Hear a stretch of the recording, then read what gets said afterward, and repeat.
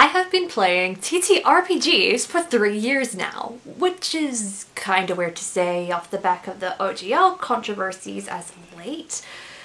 But luckily D&D hasn't been the only system I've been experienced in, and I have been watching these games just as closely, thanks to companies like Critical Role and Dimension 20. And looking back on this storytelling kind of game and the different roles and positions that I have played within these games, I can instantly see how it affected me for the better as a writer. I barely have to think on it. Is this the easiest script that I have ever made? My name is Amy Rosenfeld, and today I am sharing how tabletop role-playing games have made me better as a writer.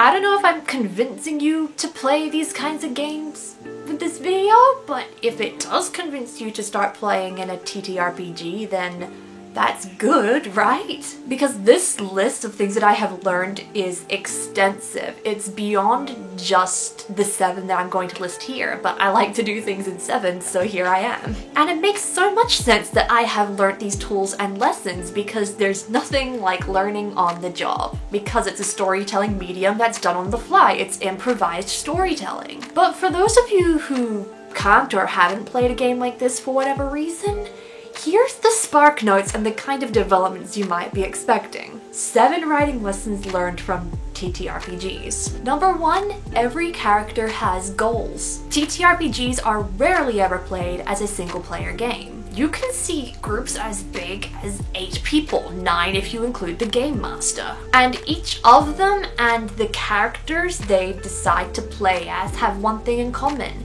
a goal. Not just the players, but the characters that they are playing. This goal is often a group shared goal, but it can also include individual goals that a player might have themselves. The wizard who wants to learn, the rogue who wants to stop corruption, the fighter who wants to gain revenge. In broad and stereotypical terms at least, alongside the big goal of saving the world. But in a game where nobody is the main character unless the DM holds a very strong bias, we see them being as very human, no matter what race they are actually playing. Especially when everybody has a goal that doesn't hinge on the benefits that their fellow players will get.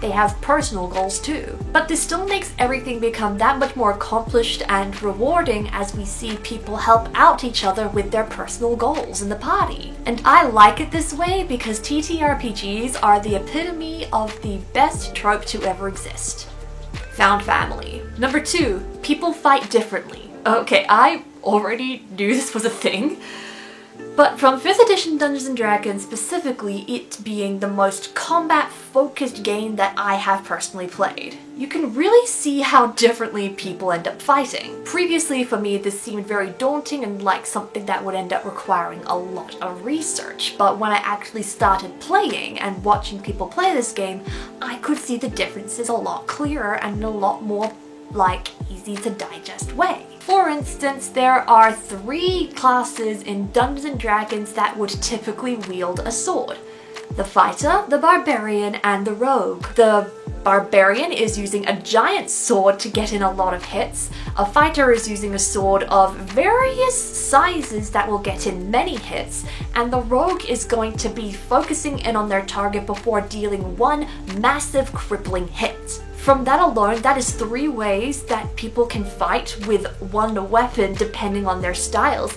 Just one weapon, I tell you, yes! And that's not even going into other things that 5th edition deals with, such as subclasses, fighting styles, and the weapons that they use, of course. And whether or not they use strength or dexterity. I didn't need to take a single self-defense class to learn that. Though really, a self-defense class actually is beneficial.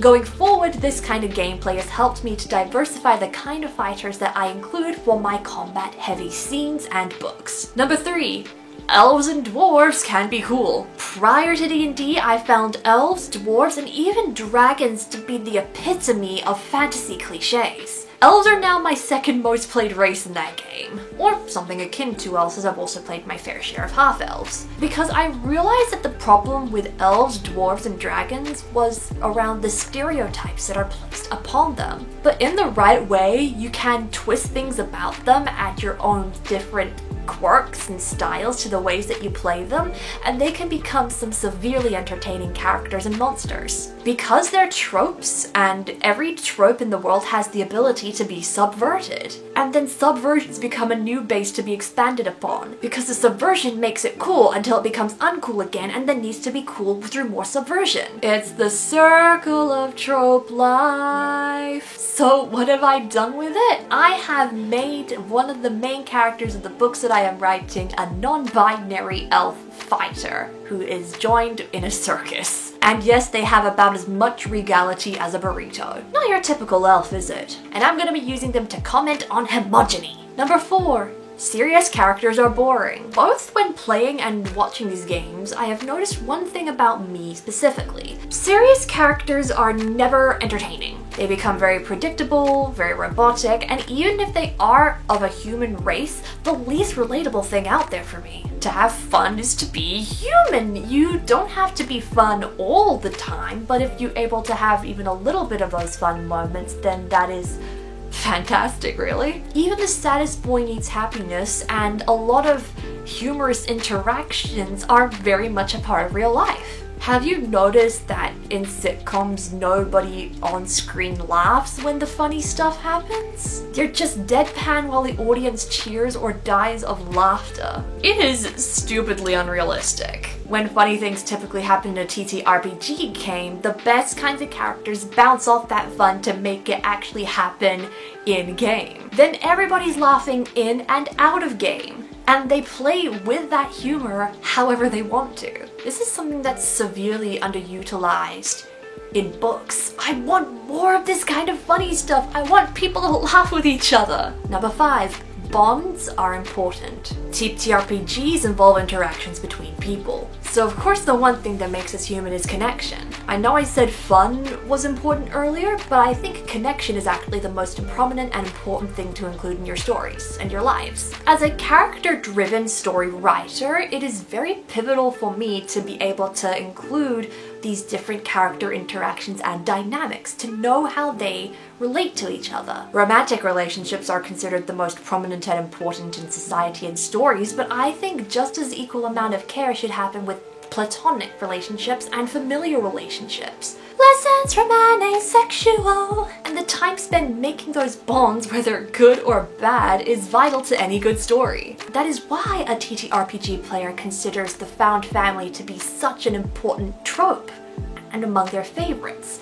Because D&D is all about making connections with players who would otherwise not be connected to each other. There is nothing more powerful than people coming together to work towards a common goal and learn about each other and just have some damn great experiences with each other along the way. And even if they were already connected in some way as friends or family, just seeing that evolve is so freaking powerful. Most of my TTRPG characters as a result have some kind of arc or trait about connecting with other people, because I want to see how they will impact on the characters and what kind of bonds will make them stick out for me. Number 6, people don't care about originality. Every TTRPG out there links to the tropes within a fantasy, sci-fi, or other kind of genre. A lot of them even say that they are TTRPGs based on other media and works of inspiration. The Avatar Last Airbender RPG that just came out, kids on bikes being linked to Stranger Things, the Pride and Prejudice RPG system. They're not seeking to make something original, they're seeking for something for somebody to immerse in. It is why fanfiction is so popular and books get marketed as the little adopted sister of other books. It is so their ideal audience can be found. This, above all else, has made me okay with not making something original and just making something that's fun. Both my novels and my characters. So yeah, people don't care if this RPG system is just Atla. They don't care about originality. Number 7.